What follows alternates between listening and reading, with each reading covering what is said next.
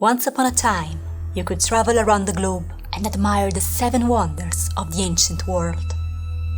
These buildings were so magnificent that adventurers took long journeys just to set their gaze upon them. Sadly, all of them have faded away in the mists of time. Only one is still standing, the Great Pyramid of Khufu. For almost 4,000 years, it has been the tallest building in the world. This monument has fascinated people in all epochs, and yet we know very little about it. Why take so much trouble to build something like this? Did this shape have a deeply religious aspect? Or maybe it was a beacon for aliens from outer space? To answer these questions, we have to take a step backwards. We must turn the clock back to the time before the pharaohs. My name is Sarah, and today we are going to take a look at the evolution of Egyptian tombs and how the pyramids came to be.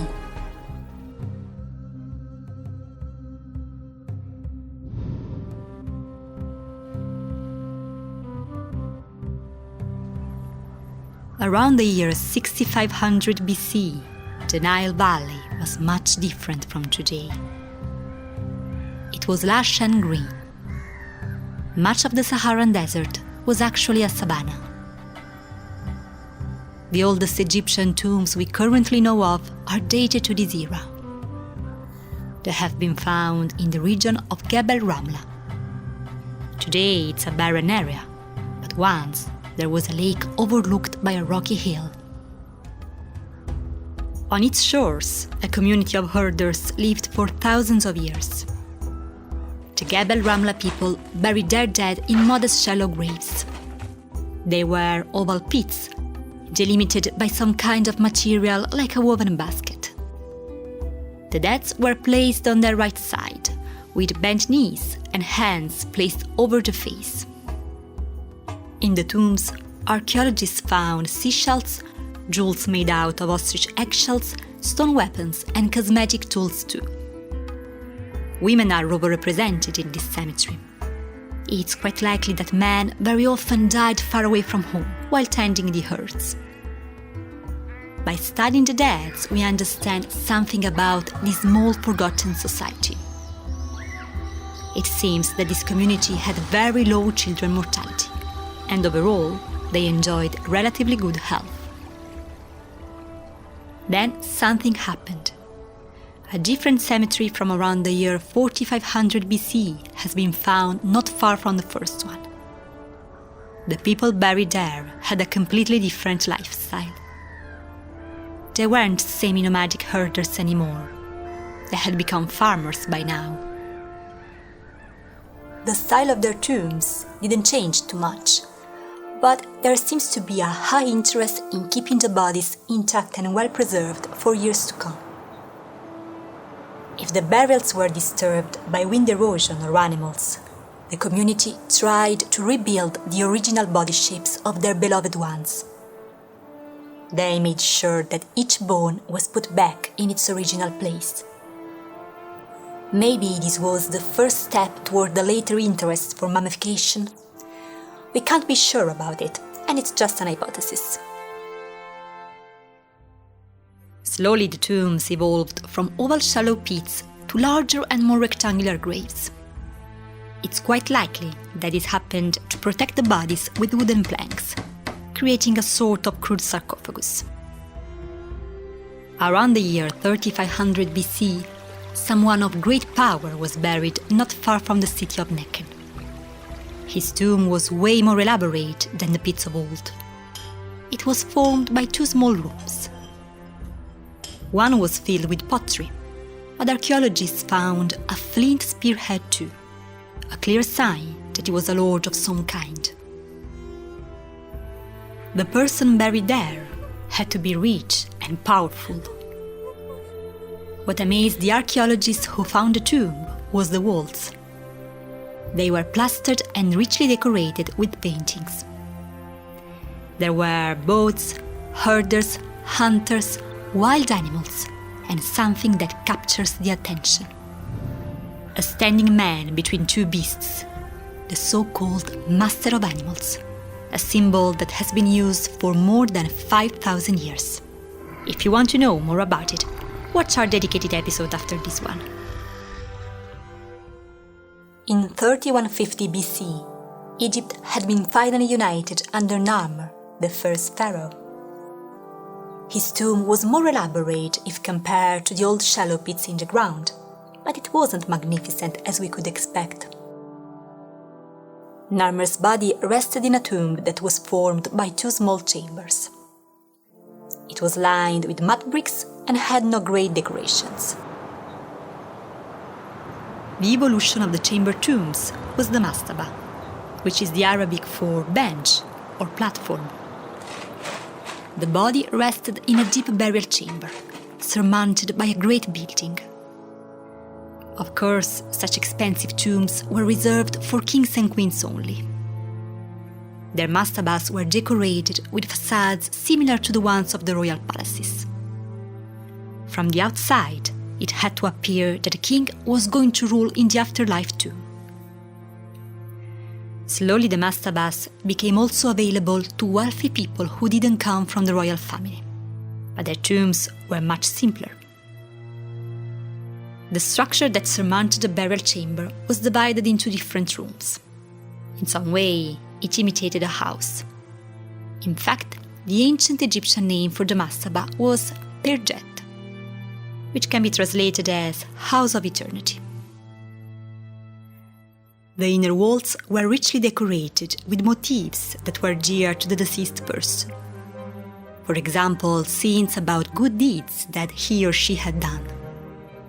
The House of Eternity was meant for the dead only, but the livings could enter the tomb and leave offerings in an inner chapel. There you could find a representation of the dead person, called the Ka statue. The Ka was the personal life force, and it was a very important concept in Egyptian culture.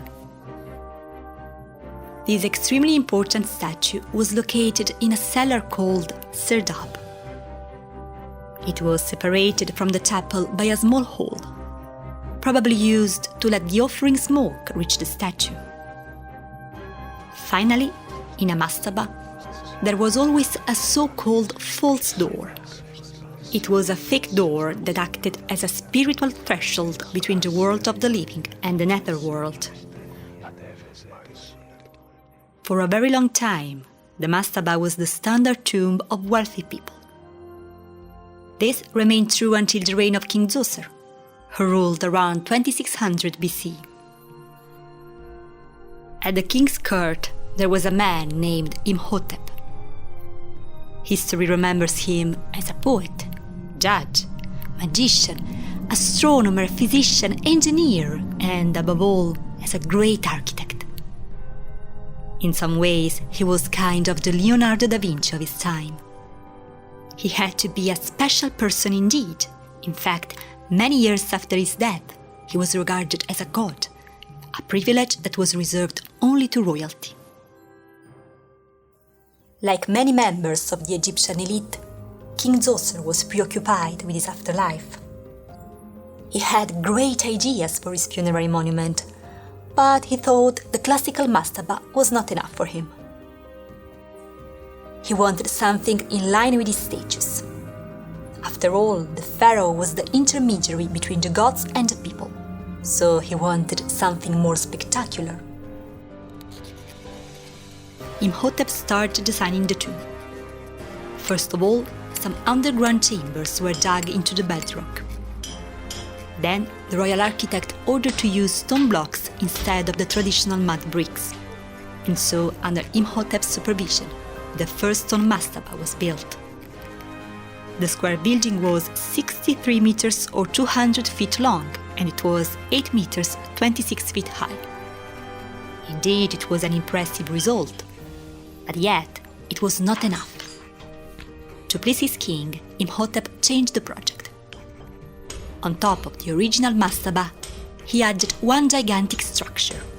It was made by a central stone core with small buttress walls to stabilize it. Imhotep was a very ambitious man. When the construction was completed, he was not happy about the result. so he decided to make the tomb even more grandiose.